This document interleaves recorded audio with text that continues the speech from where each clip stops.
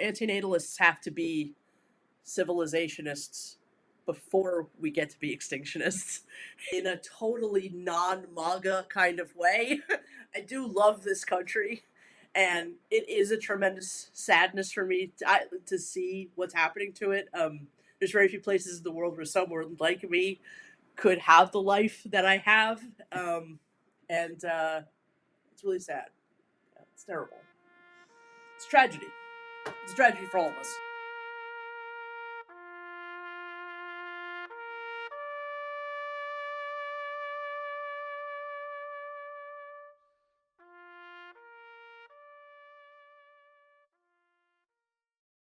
Donald Trump will be the president of United States of America on 20th of January 2025.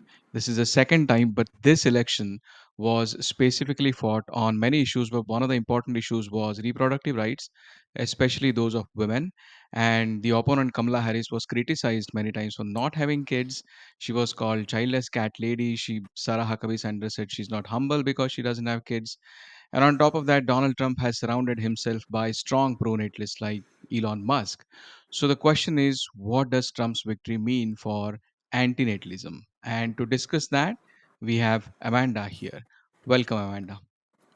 Thank you so much for having me on Tages. It's always a pleasure, and it's been far too long, and I'm very excited for the opportunity to get to speak about this issue. Yeah. Well, thanks for coming over. So, first thing I want to ask is, how are you feeling? Well, this says it all, doesn't it? I think so. On a personal level, I'm feeling rather radiant, but politically, not so much. It's a very, I mean, really, it's a very, very scary time. I want to say first off that political commentary, not really my strong suit. I've never been an apolitical person, but I've just not been as politically literate as a human being should be throughout my life. Um, and I want to say that while I am deeply frightened for about what impact this will have on reproductive rights, antinatalism, people here, and that will be in the future. Um, my primary concern at the minute is how this is going to affect other minorities. All this talk of mass deportation. I mean, that is sort of front and center in my mind personally right now. But I also know that given the people surrounding Trump and just things that have been said and the general sort of attitudes that are becoming more and more apparent, that um, the future of reproduction is looking rather grim to antinatalist eyes in America right now and the world over. So yeah, I'm pretty sad. Smiling, but I'm sad. Yeah. Sad inside. Sad inside, yes. Yeah. So, I want to break this down into a few segments. Like, one is, of course, Donald Trump's pronatalism, right? Yeah. And then Donald Trump's abortion, like, not Donald Trump's abortion. It would have been probably better, but Yeah. not his abortion. His From your stance on mouth to God's abortion ears. and what's going to happen with that. That's the second part. Yeah. Another point is, what does it mean for, like, in my opinion, antinatalism needs a liberal environment, like more like Yeah. you know liberal environment, which is going to shrink in some ways, is what I feel. And I'm only still talking about USA here. Yeah. One more point is, what does it mean for the entire world? Because a lot of things are going to change. They are changing as you speak, by the way, and we'll discuss that. What does it mean for the world, and what does it mean for antinatalism globally? Those are the Yeah. segments I have thought about, like we can discuss about. So, any one of them which you want to start with, pick your choice. Yeah. Absolutely. I mean, so there's, I mean, yeah, just in those things alone, we could talk for hours and hours and hours. I mean, globally, let's start with that. The first thing that comes to mind is the recent like Russian ban on child-free ideology. And I know that there's sort of a thing in antinatalism where it's like, well, those are we're antinatalists, that's child-free. But let's be clear here, in the eyes of those against any form of anti-reproduction, we are a conglomerate. Like, they're not looking for new, in their eyes, there is no nuance here. We are all one anti-baby thing that they have to, somehow annihilate. So in a world where the child free can't even be child free, antinatalism and beyond has absolutely no hope whatsoever. So what happened in Russia recently, and Laura has an excellent video on this, by the way, um, is very scary. It's extraordinarily scary.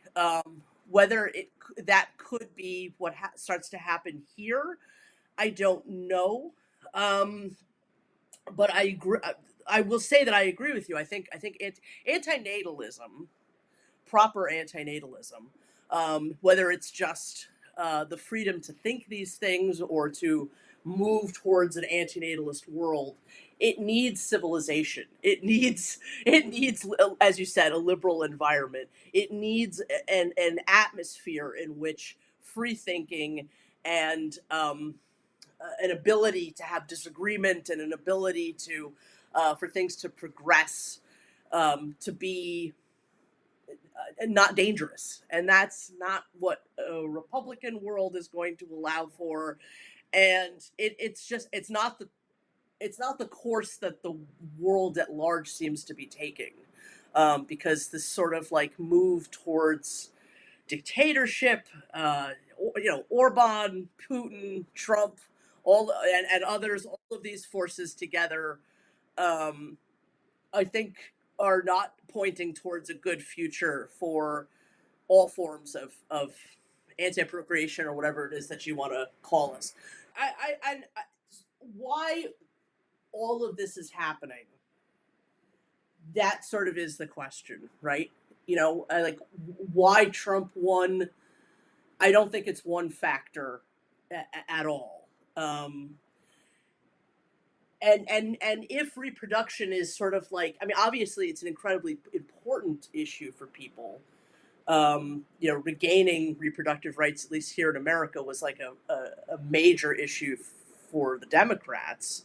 Um, but I don't have a really great window into if what drove people to vote for Trump. Like, do all of these people that wanted Trump to win really want a return to what is considered to be like more traditional Western values? Is it really because they want to take rights away from women? Is it really because, like, at what portion of their thinking really has something to do with some sort of concern for population, population decline, or there not being enough children? I don't really think that's what's driving people, and I could be 100% wrong. Those people, I don't think that's what's really driving those voters that made that unfortunate decision. But it is top of mind to the people that are controlling this thing, the people surrounding Trump. I mean, we know Elon Musk has it out for extinctionists. I mean, nobody has said the word antinatalism, but it's clearly some form of that is clearly something that they are reacting against. Yeah, go ahead, Tejas. Sorry. Yeah, I just want to go back to the global part because that's where we started. Yeah, yeah, So yeah, globally, there is a shift to right-wing regimes. Like yeah, you consider China.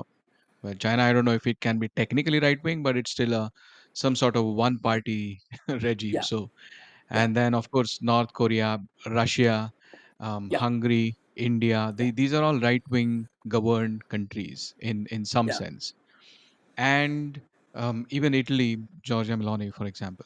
That's true. So Yeah, so it looks not good for antinatalism at all. That's agreed. But I have this conspiracy theory, okay, and I want your opinions yeah, on this, okay. yeah. And Please, this is just please. out of my thin whatever, okay. Um, so right now the way things are, Russia is under pressure to fight Ukraine, and objectively speaking, the reason Russia has even started invasion of Ukraine is because it was worried that Ukraine would join NATO. Okay, Yeah. and so NATO was at their doors. I'm not justifying Russia's position here, but I'm just Right. saying teleologically that was the reason that Yeah. they were Russians, I think, see themselves as defending themselves against the NATO forces, Yeah. against like the expansionism of NATO. That's how they see it. So now, if Donald Trump, as he has promised, if he really is able to successfully stop this war, and I'm not saying stop this war justly in terms of Ukraine, he might just Right. Right. shut down the aid and ask Ukraine to just shut up and do away with whatever territory it has lost and just go away. That might happen so unjustly for Ukraine, but if he does stop the war, then that might take some pressure off Russia, of Putin, to worry about population decline. Russia's population is declining and declining fast. One of the major contributing factors is the war, the war Hmm. mortalities plus emigration because people are flying away, fleeing Yeah. Russia. All of that, if the war stops and Russia gets whatever small part it wants of Ukraine, then it would take pressure off Putin to it at least it would reduce their panic to certain extent. It doesn't Yeah. mean that they're going to roll back that child-free ban law, but what it could mean is that they would not enforce that law as strongly as they would otherwise. There might be some de Yeah. facto space where these conversations still continue in Russia. Now, I don't know if that is going to. It's a very bold prediction to make. We don't even know if we are Right. going in World War III. Maybe we go Yeah. in World War III and we don't stop the war, in which case we are going on another end of the Yeah. spectrum. But what do Yeah. you think? Is this even a reasonable possibility to think of? So I mean, my honest answer is I don't know. I think you could very well be 100% correct. The only thing that I will say is that there seems to be some other factors at play here that seem to be building a persistence towards trying to eliminate um, anything resembling this move away from traditional values. I think that these governments look the racism and the desire for those like us coming from a lot of these dictators, is very on the surface and palpable. Like I do think that they are afraid of losing, not just Russia, but like a lot of these countries, they are afraid of losing that sense of national identity, and they need babies of like that, in their minds of that race, that identity, and they see those identities kind of slipping away from them by the fact that people aren't having kids, and I think that that's a real anxiety for these people, to these dictators. And I think that they're trying to sell that same anxiety towards their individual populaces, and it's working on some level. I mean, it's certainly feeding into the racism here in America. Um, you know, Nazism is a racist. I mean, it is. I mean, it is eugenics. I mean, they want white children. And so this particular dictatorship here does feed into that. I mean, that is one of the chief reasons why Trump has always had a support from those kinds of bases. Um, so I don't think that fear is going to go away. I think that that's only going to get more pronounced, and I think that, yeah, I just don't see that going away. And I think that also the other part of it is that I just don't, particularly because, like, I'm not sure about Russia, but again, speaking towards more of the American context, like we see who's surrounding Trump, and it's these, and speaking towards Elon Musk specifically, like these people kind of have a plan for the future, right? Like they want human beings to go to the stars, they want to do this whole long termist thing. So there's all of these philosophies and ideas that are perpetuating a move towards a kind of future that requires procreation, a lot of procreation.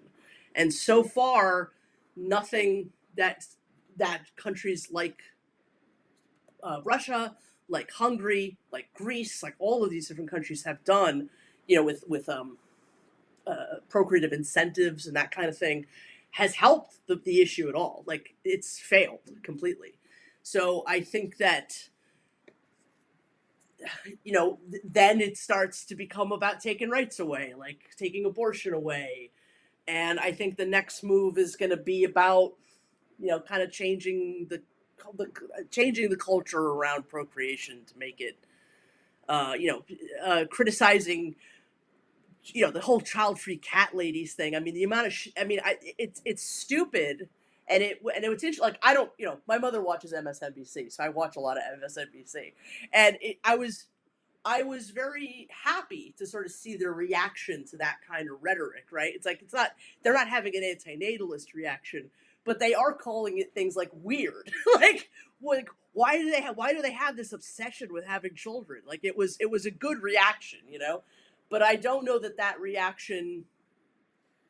What I want to know is how much that reaction actually speaks for the constituents of the country. Like, again, are these people that voted for Trump do, really actually appalled by the same kinds of things? Like, do they want this return to traditional values? Do they want people to start having children more? I just think so. Here's the thing: like in the book that the wonderful Mati Haire and I wrote, we talk about this idea of like antenatal alarms, and so like, the first one had there was all these like thinking people had sort of were inching towards anti-procreative thinking at various points in history, right? And they were sounding these alarms, like in the second alarm, it was the Gnostics, and it's like listing all of these reasons why it would be bad to bring people into the world. For them, it was the world is evil, and so sex and procreation are bad. So they're ringing that alarm. The second coming of Christ will be awful, so that's a reason not to have children. And then it was responded to through philosophy.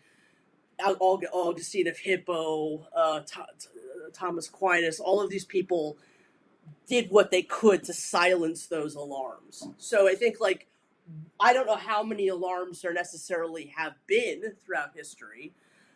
We talk about two of them in the book, but like I think we've been ringing that alarm bell, for a while now, and it's not just us. The alarm has come in like a lot of flavors, from everything from Ethylism to this like B4 movement or whatever the hell it's called, to the Dinkies, to the Birth Strikers, to everything. Like there's a lot of alarms being rung, and they've been ringing for a long time.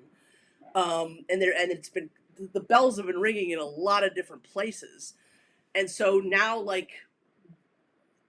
and I think it is having some effect. I don't think that antinatalism necessarily is having an effect on population, but this conglomerate effect of like this seemingly infinite reason why it might be a bad idea to bring new people into the world is having an effect. And now we're seeing the reaction to that. We're seeing the reaction to the alarm bells being rung. And I think that it's going to be, I think taking abortion away was one step. But I don't buy the fact that all these people that have voted for Trump or are for these governments actually want to have kids. And so that's what scares me the most is like, so what are they going to do now to silence the alarms? If incentives aren't working, if taking the rights away is not really going to be working, it can only mean more rights being taken away, and it could have far more nefarious implications too. I'm just not sure. So, yeah, this is interesting. I did not think about this, like the reactionary thing. I know you have put this in your book. So if you're going to write a second edition, maybe you might add another Yeah, reaction and alarm too. the new antinatalist alarm. Yeah, so maybe. But yeah, that's quite interesting. So then, as you said, you know what's going to be the reaction? And one question I'm really struggling with is what is Donald Trump exactly going to do about abortion in America? Yeah. Because he has said that now it's with the states, that's it, nothing to do with federal government. So he's not going to do anything. That could be one possibility. Another possibility is no, he's going to bring everybody, like all his justices in Supreme Court, and interfere more with the what states do and so on. I don't know the legalities of that, nuances of that. But one more thing which I read about was something called as Comstock Act. Have you heard of it? I don't know what that is. I've heard of it, but don't know It's the a particularities. it's a law in federal government of United States of America. It's an old law passed in like 1873, Yeah. which prohibits shipping of certain goods, and those goods Okay. include Yeah. anything which enables abortion. Yeah. So it could be self-abortion pills, it could be equipment required for abortion, and so on. It And could be that is at clothes the federal hangers. level. Yeah. So uh, what I've read, and this could be completely again biased media article, I don't know, but one of the articles in Guardian, I think, said was Donald Trump does not have to deal with states. He just can use the Comstock Act to, without anybody talking about it, to restrict access to abortion, even in the states which have legalized abortion. That Yeah. sort of underhanded technique could be used. So, do you think it's realistic? I mean, the atmosphere that you Well, live in, like, if he's going to deport a significant portion of the population because they may have some immigration status, then the sky's the limit. I mean, it's really, really, really easy to get conspiratorial and to get paranoid but I mean, I think this is a totalitarian regime, and I think that it would not surprise me at all if they used those kinds of tactics to get what they want. I mean, this is like a states' rights nightmare to a liberal, right? Is like, the states that don't have abortion retain their rights, retain access to essential goods, and then what? They're going to starve the rest of us out. I mean, there's a lot more that people need than access to abortion, and it would be real easy for them to, it's a lot. I don't. I mean, that the vision of that map, just how much of the American population voted for Trump. It's a very, very red map.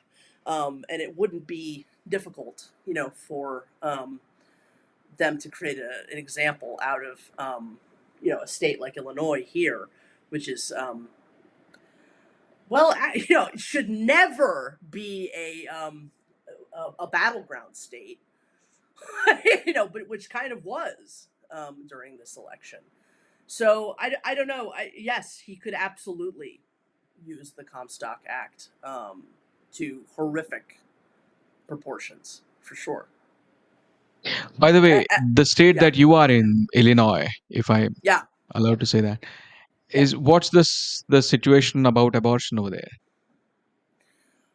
Um, I mean, we have access to abortion in Illinois. It was interesting that when the original abortion ban happened, I think Illinois was like the only state for a little while there um, that still had full abortion. So I don't foresee getting pregnant, but I'm just saying, should something horrific happen, um, I I still have at least some or all of my rights intact so long as I stay here. Um, but yeah, I mean it. Yeah, it's very scary. For how long? What's the situation about the other things like contraception, for example? What's the, you I know, so I have to admit, I don't know. I mean, I don't I certainly, if I mean, you can still get Plan B, as far as I know. You can still get access to condoms. You can still, men can still get. I think I'm pretty sure vasectomies are still legal here, at least in Illinois. I don't know actually very much about the status of how legal vasectomies are in other states as well. It doesn't, you know, it's it seems like vasectomy is that thing that they try to like hide information. They just don't talk about it so that men won't get curious about it. Um, but for now, I mean, for now, it seems like we have adequate access to those types of things. I could be wrong about that. Some of these particulars I really ought to know, but I don't. So I apologize for that. But yeah, I mean, right now we're in that like lame duck session of American politics. So Biden is just on his way out, and we're kind of just we're in that waiting game. So as soon as January 20th hits, who knows? I guess there is also this that he has promised for state-sponsored IVF treatments. Um, I don't know how much of an effect it's going to have. One thing I'm really curious to know is, so many countries have tried so many pro-natalist policies, Yeah. incentivizing children, this and that. Will that work in America? I See, I don't know. that's exactly what I was trying to get to earlier, is that I just don't know. Like as far as abortion, I mean, I'm completely forgetting the name of the paper now. I'm so sorry, Mati.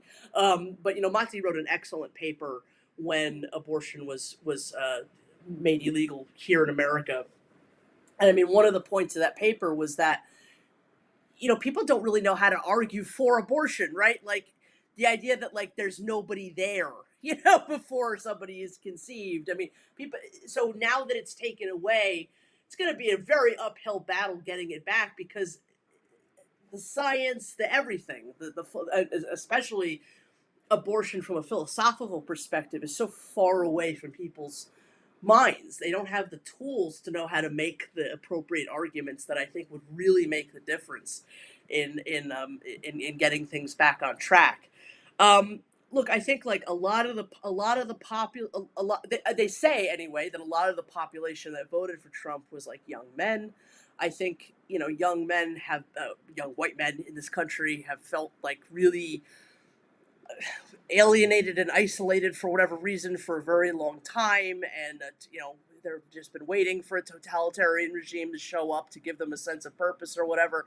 And I think they want freer acts. I mean, knowing what we know about the prevalence of incels and beyond in this country, like they want access, easier access to women. They want to have lots and lots of sex, but I don't think they want children. You know what I mean? Like, I don't think ideologically the young men in this country that voted for Trump are on the same page as JD Vance. I just don't think so. I think they want. I'm sorry, I'm trying really hard not to swear, but I think they want to have sex, and I think they want to have lots and lots of sex, and I think they are not thinking at all about the implications of that sex, especially as far as reproduction goes. I don't think they actually want a return to traditional values at all. But they're not thinking through. They're not thinking through to that at all.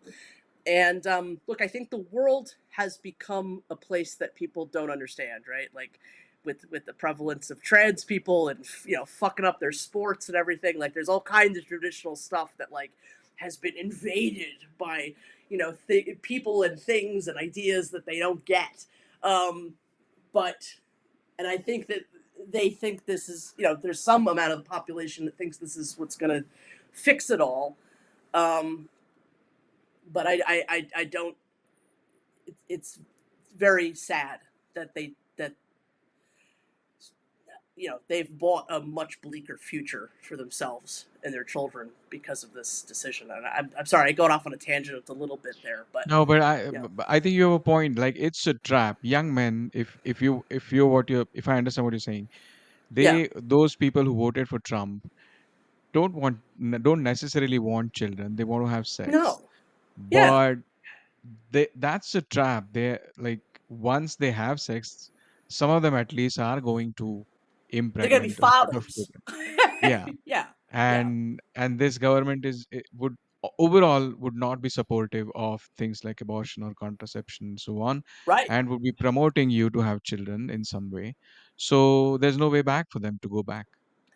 Right. And if, let's say, they start to get wise, like, hey, you exploited my sexuality, for the sake of your ideological agenda, and because I was so horny, I voted for this monster and took the rights away of women, and now I'm fighting back and everything. Well, there's ways that they can fight that too. They can start to implement stuff like bachelor's taxes. They can start to really heavily disincentivize child freedom. So it could get really scary. I mean, they've played with a Pandora's box of um, deep, deep, deep infringements into the world that they want to. And the scary thing is they don't seem to know it. And that's not just young men. I mean, there's a lot of people apparently that are I just look Tejas, I'm sorry not to get, but I just can't believe that we're here, like 2016. I remember when Trump won in 2016 was one of the worst worst goddamn days of my life, and I remember making a video saying that it was like there had never been a more important time to be an open, out loud, and proud antinatalist. And so to and I had that sort of like naive hope that after those first 4 years and subsequently, you know, uh, people would be a little bit more enlightened and would never allow something like this to happen again. But I don't know why the hold that these people have on the collective consciousness is so strong, but it is shockingly so. So, yeah. There's a since you brought out 2016, I remember one of the early interviews of Exploring Antinatalism podcast. Yeah, I was there, and I had yeah, said that time that I don't agree that Donald Trump was banned from Twitter. However much I disagree with what he yeah, says, yeah. he should not Sure, have been sure. banned. At the time, he was banned from Twitter. Yeah. And today we have the owner of Twitter sitting on his lap, figuratively. Yeah. So that's Yeah. how much the world has changed. Um, Yeah. Yeah. and speaking of Twitter, there was a recent tweet by Elon Musk. I don't know if you know about this, saying that fear of childlessness, or you should fear childlessness, something meaning like that, Mhm. and you should not fear pregnancy. Mhm. And it is interesting coming from Elon Musk, especially that I think his one of his wives or partner or whoever they are, Grimes is one of the Grimes, yeah. musician, right? And Yeah. she had her second and probably third child through surrogacy, Mhm. specifically because she almost died in her first pregnancy. Mhm. So with this in mind, it is, I think it's, I don't think it's appropriate for Elon Musk to say that you should not fear pregnancy and you should rather fear childlessness. So I don't know where this is going to go, like how much influence Elon Musk is going to have on these things. I don't know because every time it seems like the conclusion that Musk, JD Vance, Trump are out of their goddamn minds or are spouting nonsense, or apparently there's, for every one of us, there's like millions of people who are like this, and I just don't get it. Um, so I'm not sure really what to say about that. I think for Musk, he has this. It's not just about procreation, but it's about trying to achieve this future that he wants, and the future that he wants, again, is us. Is everything that's anathema to an antinatalist future, right? It's going to the stars, it's leaving the planet, it's long termism, it's creating as many people as possible, and so that means that no matter what the narrative around procreation has to change. The alarm bells have to be silenced. even if and especially if it completely contradicts reality, even his own reality, even the reality of his loved ones, because ultimately it doesn't matter. It's it's it's like those scientists who are willing to cut down every tree in order to reach space. I mean, that's essentially the mindset of everything can be sacrificed so long as the glory of the human race achieves its ultimate teleological goals. Yeah, that's true. I mean, we can talk about Elon Musk for a long time, unfortunately.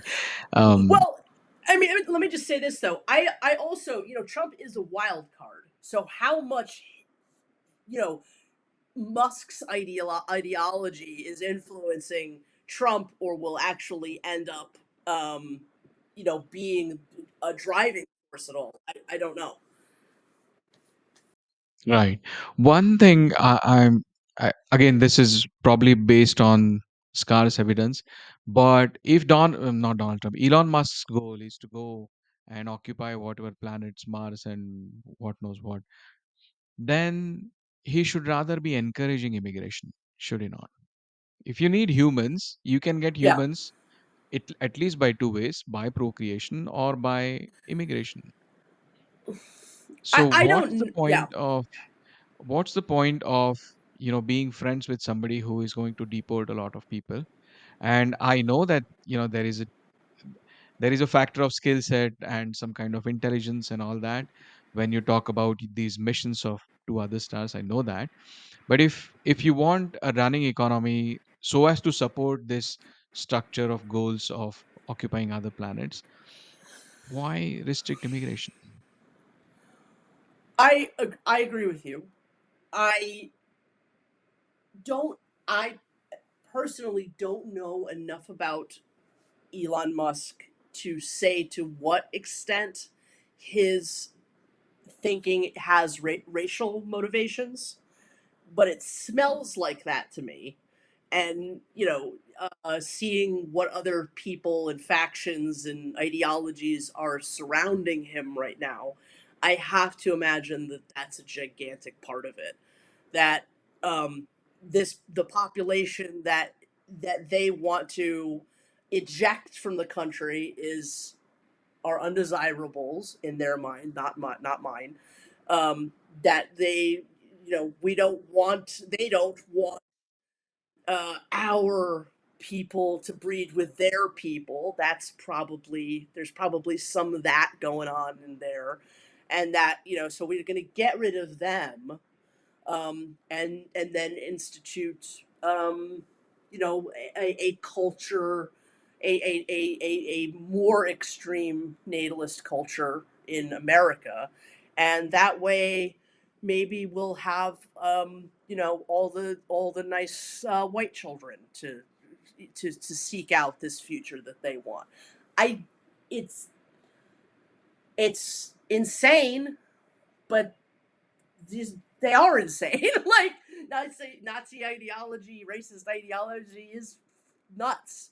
Um, and I think I can't imagine that that's not a piece of what's driving decisions like that. That they want the future to happen. They need hands on deck to make that future happen. But the hands on deck have to be the right color, and they have to have the right lineage, and they have to have the correct birthright, and these people don't have it. We need to, make sure, uh, no matter what the cost, that people start reproducing the correct children to achieve that future. Ugh, Yeah. gross. It's just gross. Just Yeah. absolutely gross. Yeah, those were the points I had in mind. Is there anything else you can think of? Help. um, it's a scary world. I mean, it's never been a safe world to um, be any kind of anti-procreator, anti-lifist, extinctionist. But yeah, it's scary. I don't know to what extent they're gonna go. I don't know what tools there are gonna be to fight it. I don't like a lot of the reaction that I think that what they're banking on, and I think what is coming to pass is that it's a lot of what they want to do is met with a lot of complacency, and maybe that's all we've got. Maybe just the futility of fighting the situation is the reality, and that's even more reason for a lot of sadness for people like us. Um, but I just see people kind of giving up, and I think that's been the problem for a long time. But I think in the face of this, it's even more so. And I think that reactions to it, like the is it called the before movement? I 4B, don't 4B. 4B. Okay, I have a little dyslexia, so there you go. The 4B movement. I look, I'm not against them at all. I applaud a lot of what they're doing, but I don't like the idea that people are like it's cutting one's nose off despite their face, in the sense of like giving up their sexualities essentially, in the face of all this. Like, no, it's the wrong reaction. Stop, stop self-harming in the face of the harm that they're trying to inflict on everybody. Like, if there's ever going to be a time where a different kind of approach needs to be taken to trying to fight what they're trying to do. Um, Likely that time has already passed, but it's now. Like, it's now or never. So yeah, don't stop having sex. Fight for your access to not creating new people. Um, so yeah, Yeah. Don't stop having sex, just stop having kids, probably. yeah. That's There what your you go. message is. There's the tagline. That's a good one. That's a very good one. Yeah.